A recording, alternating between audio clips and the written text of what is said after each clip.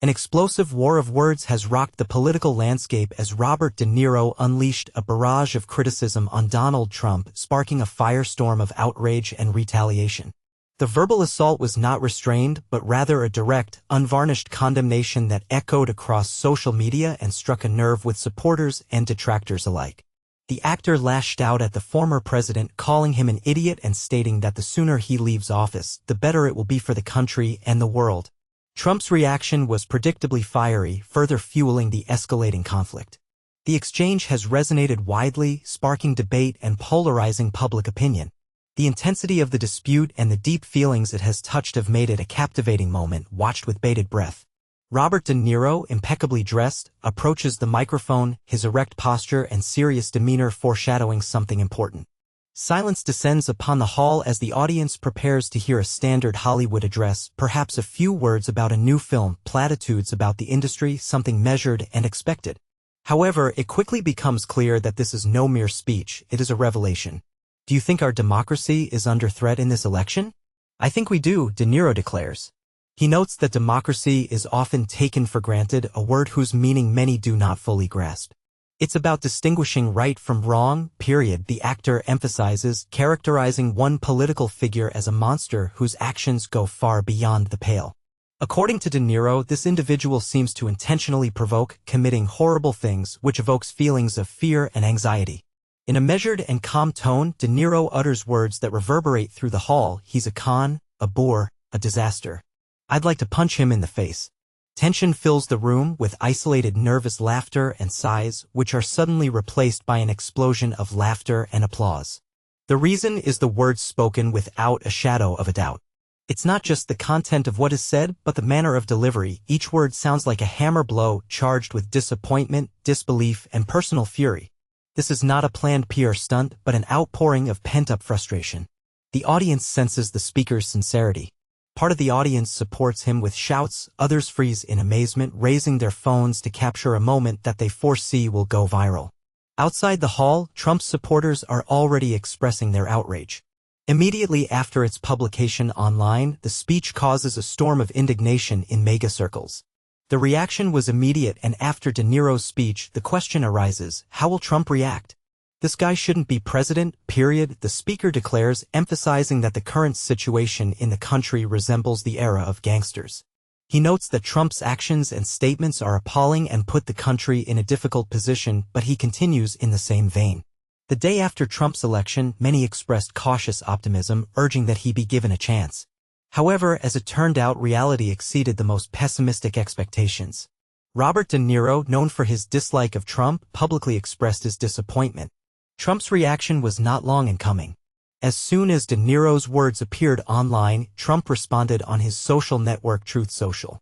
His response was brief and predictable, low IQ Bobby. It was a weak and unoriginal jab, more like childish teasing than a reasoned response from a former president. There was no wit or attempt to refute De Niro's words. However, instead of silencing De Niro, Trump's remark had the opposite effect. His words only added fuel to the fire. News agencies picked up the story, social media was filled with memes and comments, and videos of De Niro's criticism of Trump went viral. Thus, Trump's attempt to humiliate De Niro backfired, intensifying criticism of him. Instead of consigning this incident to oblivion, Trump seems to inadvertently contribute to its spread. His supporters are actively trying to defend him, presenting De Niro as another representative of the Hollywood elite, but the effect has already been achieved. The more actively Trump reacts, the more attention is drawn to De Niro's words, who expressed an opinion shared by many. Trump's attempt to counterattack turned into a confirmation of De Niro's rightness. The internet community is actively discussing what happened. Immediately after De Niro's criticism, social networks such as Twitter, Facebook, and Reddit were filled with discussions.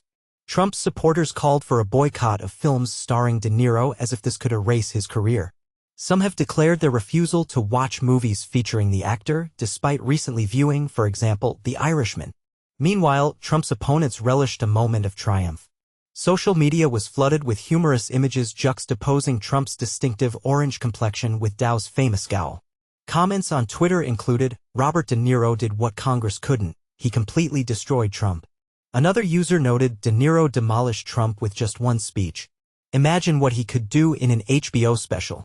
Trump's attempts to respond only added fuel to the fire.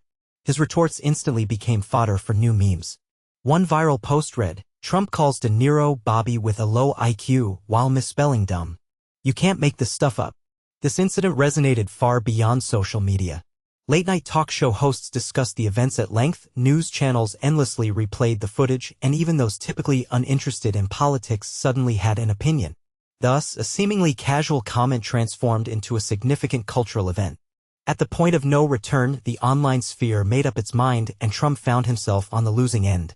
But the key question remained, had he concluded his aggressive campaign, or was more to be expected? There are legitimate concerns about a potential scenario in which, should he win again, the transfer of power may not occur. Many believe this is a likely outcome based on his statements about not wanting to relinquish power.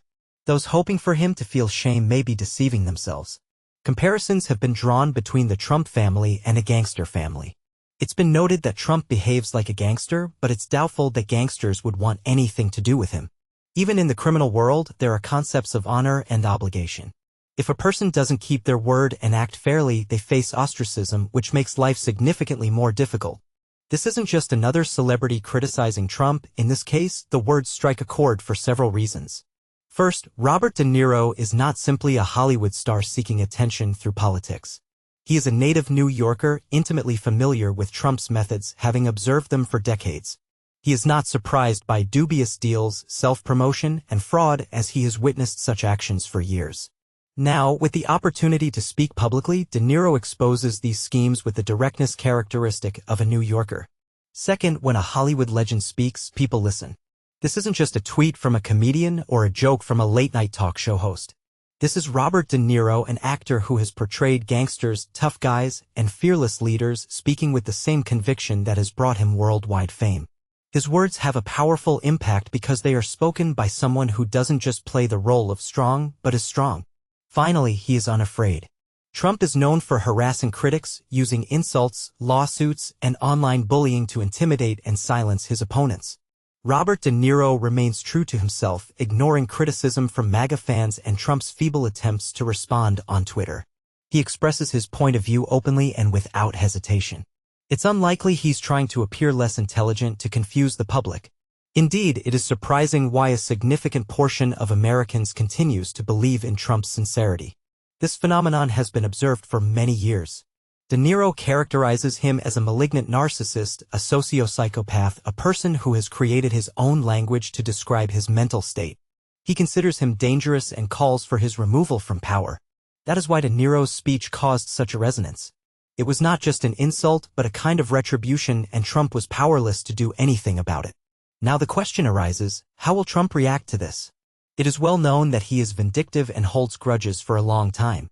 At an upcoming rally, the politician will likely continue his line of speeches, perhaps again resorting to criticism of Robert De Niro, calling him, for example, a failed actor and making inaccuracies in the pronunciation of words.